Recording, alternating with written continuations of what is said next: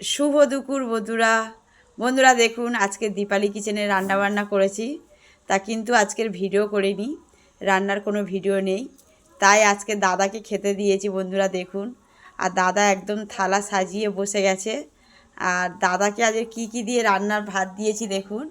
দাদাকে প্রথমে ভাত কাঁচা লঙ্কা দিয়েছি, আর ওদিকে একটা দিয়েছি এই যে একটা 5 বিশুলি সবজি, মাছের তেল দিয়ে একটা সবজি বানিয়েছি, সেটা বানিয়েছি। আর আর এর মধ্যে আছে ঝিঙে লাউ ডাঁটা দিয়ে একদম জ্যান্ত যে ওই গোল্ডেন মাছ বলে, জ্যান্ত গোল্ডেন মাছের ঝোল বানিয়েছি পাতলা করে। দাদার তো অসুস্থ, তাই জিরে বাটা দিয়ে পাতলা করে একটা ঝোল বানিয়ে দিয়েছি।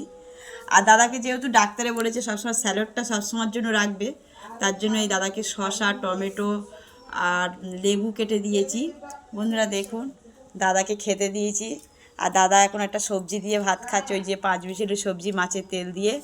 ওটা কেমন হয়েছে গো রান্নাটা? হেভি টেস্টি হয়েছে। ভালো লাগছে খেতে? হেভি ভালো লাগছে।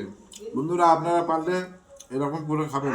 আর বন্ধুরা আমি যে ওই যে মাছের তেল দিয়ে একটা 5 মিশালি কাঁচা টমেটো দিয়েছি ওর মধ্যে, যদি সবজির ভিডিওটা আপনারা দেখতে চান অবশ্যই কমেন্ট করে জানাবেন, তাহলে আমি ওইটাকে আপনাদের বানিয়ে ভিডিওটাকে দেখাবো। তাহলে বন্ধুরা আমি তো ভিডিও করিনি।